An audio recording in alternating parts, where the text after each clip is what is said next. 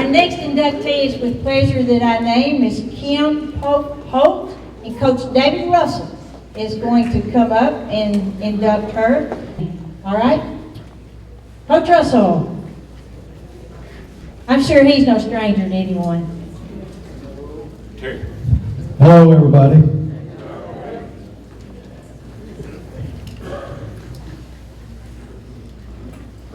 Tonight I want to tell you about a player that it was my privilege to coach for 2 years. Before she came to Bradford to play her junior and senior year, I knew her as a player at Rutherford. I knew that she played hard at the game of basketball. I always noticed that. I knew whoever we put on her had a hard time guarding her. So when I found out that she was coming to Bradford, I was really excited because we were kind of short a guard, and we were short some other things that I thought she had that would help us win and win big. One of the things I remember Kim telling me when she got to Bradford, they had to file a hardship clause to be eligible to play, and she and Doris Hester, who came with her, sat in the bleachers and watched us practice a few days. Might have been even a couple, I don't even remember how long it was, but I remember her telling me, I asked her one day, I said, while you're sitting up in the bleachers, what was going through your mind? She said, well, what have I gotten myself into? Well, I was glad she didn't quit and go home. That's happened before. She played in the state tournament both years while she was at Bradford High School. You know, we always talk about the foxhole mentality. I know you guys talk about that. If you're in a foxhole and you're in a fight and, you know, somebody's going to die, who do you want in that foxhole with you? One of the people that I want in there with me is Kim. I've always said that if we'll take any 4 or 5 people and put them in a locked room and tell them one's going to come out alive, it'll be Kim.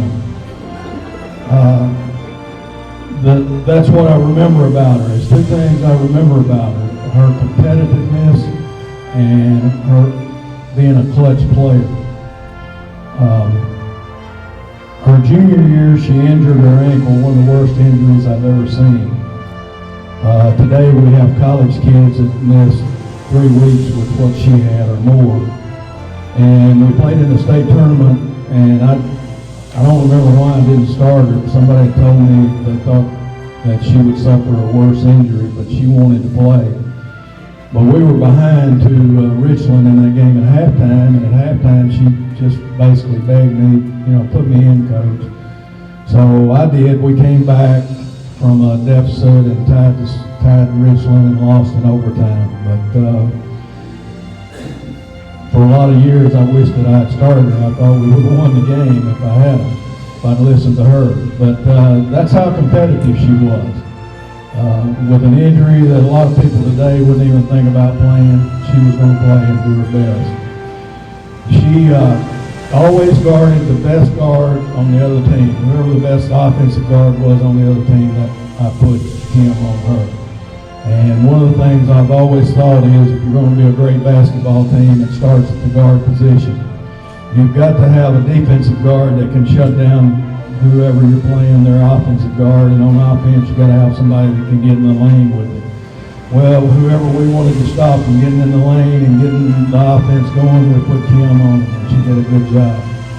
I also remember her as being extremely a clutch player. In the state tournament her senior year, we were losing to Sweetwater in the semifinal game. And that was back when the TSSAA had made one of the rules where coaches couldn't stand up. You got a warning, the next time you got a tee. Well, they're 2 points up, maybe within the last minute. I can't remember the time frame, but they had already warned the Sweetwater coach at once, and they had the ball running clock on us. We were 2 down, and he stood up. I don't even remember what play he stood up on, but they called a tee on him. Kim went down and made 2 free throws, sent the game into overtime. We won the game in overtime, then won the state championship the next night. So that's how clutch she was. I think I can say and I've coached a lot of kids in the last 41 years, but I can say that Kim is probably the most competitive kid, or at least tied with whoever I could think of as the most competitive kid that I've ever coached. And you know, if you're playing and competing, you want her on your side. So at this time, I'd like to present to you Kim Pope Holt.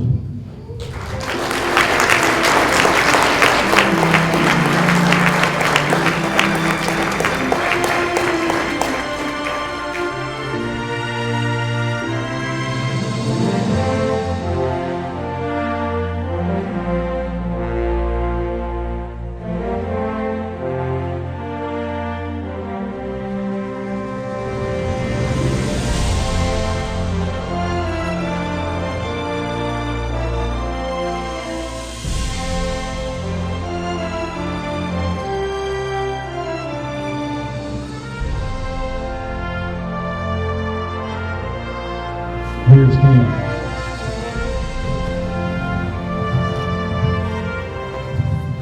Well, it's truly an honor to be recognized in the Hall of Fame. It's something that I never thought that would ever happen, but I never played for it to happen. You know, when I was sitting in the when he was talking about sitting in the bleachers and I was watching it, what I was really watching is those girls that was running around and around and around, and I thought that he had forgotten, because that's what we did. You made a mistake, you ran. You burped, you ran. It didn't make any difference, you ran. And so, you know, when at 15, whenever our school consolidated, you know, for a 15-year-old kid that knew that they was fixing to have to go play with somebody that they were playing against, it was a tough thing to swallow. And you know, I had a choice. I could have went to Gibson County, or I could have went to Bradford. And me and about 8 or 9 others chose the narrow road.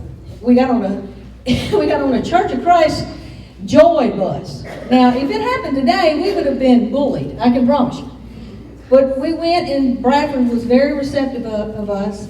And going there was one of the best things that ever happened to me, because it taught me about basketball. But he taught me more about life. That if you thought that you were fixing to quit and die, life was still there. You got up and you went on. And that, you know, that trials always turn into triumphs. And when I look at that and I look back on my life, you know, it really did. At 15, I thought that my world was coming to an end. But if things had not happened the way that they happened, then I would not have had the opportunity of going and playing at Memphis State, nor would I have the opportunity to meet the man that I have spent 30 years with, as he was just an old Bradford country boy. But next year we'll be married 30 years, praise the Lord. But anyway, again, I just want to thank y'all. I appreciate it, and it is truly an honor. Thank you.